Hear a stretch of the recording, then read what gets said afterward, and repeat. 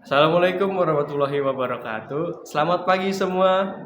Pada pagi hari ini, saya akan memberikan sebuah opini dari saya tentang mosi dari peralihan pendidikan tersier menjadi daring atau pendidikan online. Sebelumnya perkenalkan, nama saya Muhammad Wibi Al-Fajri. Saya seorang siswa dari SMK YPIP Petojo. Sebelum kita mengubah pendidikan dari tersier menjadi daring secara penuh, baik untuk sekolah ataupun untuk kampus, kita harus mengetahui konsep dasar dari pendidikan daring ini.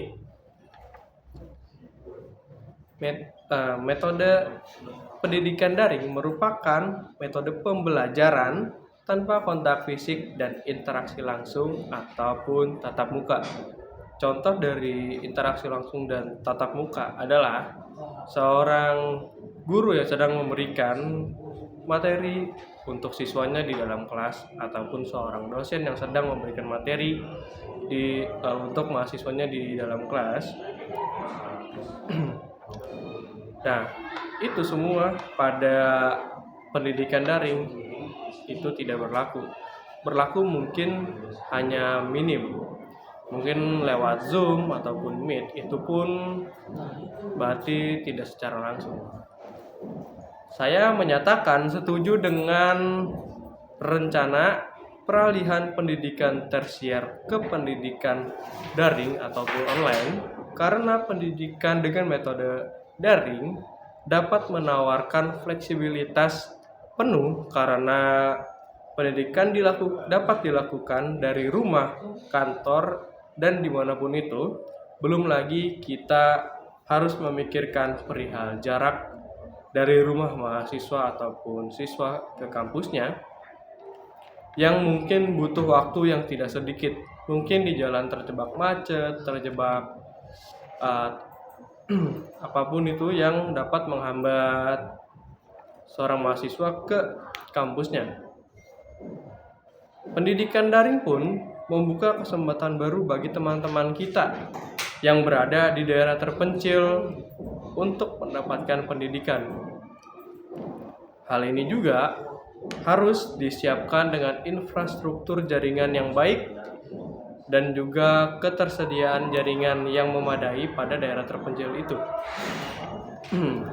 Saya mendukung jika saja pada daerah terpencil tersebut sudah diberikan fasilitas jaringan yang sangat baik dan memadai untuk melaksanakan pendidikan online dengan lancar. Contoh penerapan pendidikan daring yang paling dekat adalah pada saat wabah COVID-19 melanda di Indonesia dan dunia. Pada saat itu semua aktivitas kita tentu terbatas. Kantor dibatasi dan bekerja dari rumah. Begitu pula dengan sektor pendidikan yang harus dibelajarkan di rumah. Nah, pada saat itu kita semua mau tidak mau beralih dari pendidikan tersier ke pendidikan secara daring ataupun online. Kita dipaksa harus dapat menggunakan teknologi dengan lebih baik lagi. Seperti kita saat COVID-19 melanda itu, kita harus bisa menggunakan tools ataupun aplikasi seperti Google Classroom, Google Meet, Google dan yang lainnya seperti Zoom dan tools-tools yang mendukung secara penggunaannya untuk pembelajaran daring ini.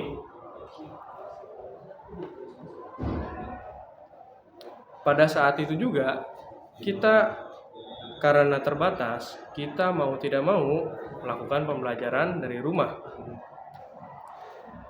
Mungkin itu saja yang dapat saya sampaikan. Kurang lebihnya mohon maaf. Wassalamualaikum warahmatullahi wabarakatuh.